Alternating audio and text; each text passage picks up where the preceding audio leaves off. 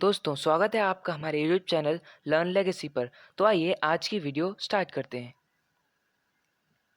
आज का जो हमारा टॉपिक है वो है ज्योमेट्रिक मीन। तो दोस्तों जैसे कि हमने पिछली वीडियो में देखा था कि ज्योमेट्रिक प्रोग्रेशंस क्या होता है और ज्योमेट्रिक प्रोग्रेशंस के कुछ बेसिक फॉर्मूलाज, आज हम ज्योमेट्रिक मीन देखेंगे। तो सबसे पहले ज्योमेट्रिक मीन की डेफिनेशन देख लेते हैं। दोस्तों आपको याद ही होगा, हमने अरिथमेटिक मीन देखा था। अरिथमेटिक मीन हमें उतनी ज़्यादा एक्यूरेसी प्रोवाइड नहीं करता, लेकिन अगर वही बात ज्योमेट्रिक मीन की करें तो वो बहुत ही ज़्यादा एक्यूरेट या फिर बहुत ही ज़्यादा एस्टिमेटेड चीज़ें हमें देता है। और दोस्तों ज्योमेट्रिक मीन अक्सर एक ऐसा एवरेज होता है जो ग्रोथ रेट्स, पॉपुलेशन ग्रोथ और इंटरेस्ट रेट्स के लिए इस्तेमाल किया जाता है।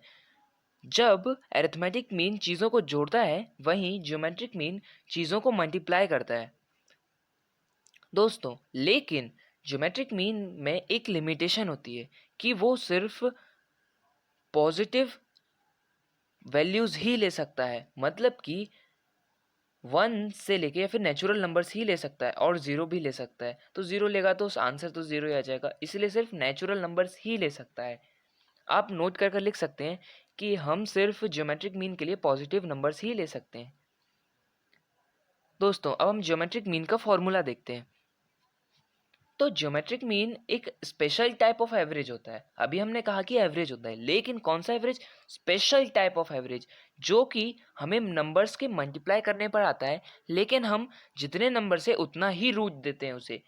अगर एग्जाम्पल के तौर पर देखें तो अगर 2 नंबर से तो हम उसे स्क्वायर रूट देंगे, 3 नंबर से तो हमें क्यूब रूट देंगे, और अगर 4 नंबर्स हैं तो हमें फोर्थ रूट देंगे। तो अगर सिंपल तरीके से लिखा जाए तो ज्योमेट्रिक मीन का जो फॉर्मूला होगा वो होगा, n नंबर्स होंगे तो nth root of multiplication of n numbers. सारे प्रोडक्ट हमें n नंबर्स का प्रोडक्ट मिल जाएगा, उसका हम nth रूट निकालेंगे, तब हमें ज्योमेट्रिक मीन मिल जाएगा। अब इसी पे बेस्ड कुछ क्वेश्चंस देखते हैं। तो एक एग्जांपल देखते हैं कि जो हमें ज्योमेट्रिक मीन निकालना है 2, 3 और 6 का। तो सबसे पहले हम इसका फॉर्मूला लिख लेते हैं। तो हमारे पास फॉर्मूला आता है gm equals to nth root of a1 into a2 till an। अब हम इसी में वैल्यू सब्स्टिट्यूट कर देंगे कि हमें gm की जो वैल्यूज मिल जाएंगी वो यहाँ पे 3 नंबर से दोस्तों, तो हम यहाँ पे क्यूब रूट निकालेंगे और 3 वैल्यूज हैं तो अब हमने उनका प्रोडक्ट निकाल लेंगे, मतलब उन्हें मल्टीप्लाई कर देंगे। तो 2 इंटू 3 इंटू 6, और हमारे पास जो आएगा वो 3.30 आ जाएगा आंसर। अब यहीं पे अगर एग्जाम्पल 2 देखें तो हमें यहाँ पे 5 नंबर्स मिलते हैं दोस्तों। तो अब इन 5 नंबर्स का जो हम रूट लगाएंगे वो 5th रूट लगाएंगे। अब सबसे पहले हम इसके लिए फॉर्मूला लिख लेते हैं कि gm equals to nth root of a1 into a2 till an। अब इसमें वैल्यू सब्स्टिट्यूट करेंगे तो हमारे पास ज्योमेट्रिक मीन जो मिलेगा वो 5th root of 4 into 8 into 3 into 9 into 17, और जो हमें आंसर देगा 6.81। अब दोस्तों इस पर बेस्ड अभी हमने ये सिंपल क्वेश्चंस किए, अब कुछ वर्ड प्रॉब्लम्स भी इस पर बन सकते हैं। अब वो वर्ड प्रॉब्लम्स हम देखते हैं। अब वो वर्ड प्रॉब्लम्स, पहला जो वर्ड प्रॉब्लम है वो है कि मान लीजिए आपका कोई दोस्त है जो यूएसए में रहता है। आपको बहुत दिन बात हो गई किए हुए, उसने कुछ दिन पहले आपको बताया था कि उसकी सैलरी $2,500 है, और अब कुछ दिन बाद जब आपने उससे बात की तो आपको पता चला कि उसकी सैलरी 10 ईयर्स में $5,000 हो गई है। मतलब कि 2,500 से $5,000 उसकी मतलब बढ़ गई है, और वो भी 10 ईयर्स में। अब हमें उसका ईयरली ईयरली कितनी बढ़ी है ये हमें निकालना है, या फिर एक तरीका का एवरेज कि हर एक साल कितनी बढ़ी होगी वो हमें निकालना है। तो दोस्तों इसके लिए भी हम ज्योमेट्रिक मीन का इस्तेमाल करेंगे, और यहाँ पे अरिथमेटिक मीन का भी इस्तेमाल कर सकते हैं, लेकिन वो हमें उतनी एक्यूरेट वैल्यूज़ नहीं देगा जितनी ज्योमेट्रिक मीन देगा। इसीलिए हम अक्सर growth rates, population rates, increase rates, इन सब में हम ज्योमेट्रिक मीन का इस्तेमाल ज़्यादा करते हैं। तो अब हम इस क्वेश्चन को सॉल्व करते हैं। सबसे पहले इंपॉर्टेंट चीज़, हम इसका फॉर्मूला लिख लेंगे। अब वैल्यूज़ रखेंगे। हमें 2 नंबर्स दिए हुए हैं 2,500 और 5,000, इनका स्क्वायर रूट निकालना है हमें, जो आएगा हमारे पास 3535, मतलब 3,535.53।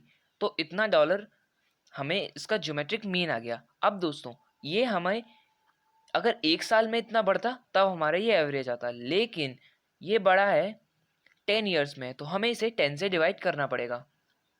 तो एवरेज इंक्रीज इन 10 ईयर्स देखें तो $3535 को हम डिवाइड करेंगे 10 से, और जो हमारे पास आंसर देगा $353 अब अगला क्वेश्चन देखते हैं। अगला क्वेश्चन है कि एक प्लेस है, उस प्लेस पे 2000 रेसिडेंट्स टू ईयर 2000 में थे, मतलब कि जब 2000 ईयर चल रहा था तब वहाँ पे 2000 रेसिडेंट्स थे। जब ईयर 2005 आया मतलब 5 साल बाद वहाँ पे 9000 रेसिडेंट्स हो गए, मतलब कि रहने की जगह। अब जब 2010 आया मतलब कि अगले 5 साल, तो वो 18,000 रेसिडेंट्स हो गए। इस तरीके से उसका बढ़ता गया। The number of residents firstly increased था 4.5 टाइम्स, और उसके बाद 2 टाइम्स इंक्रीज हुआ।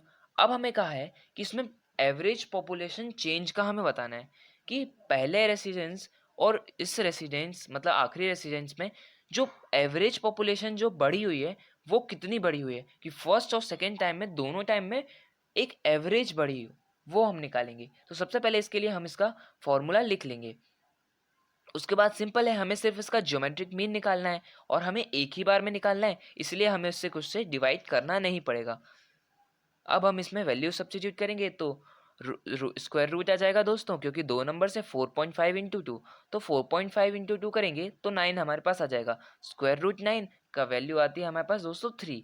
और इसी क्वेश्चन के साथ हम इस वीडियो को एंड करते हैं और मिलते हैं अगली वीडियो में।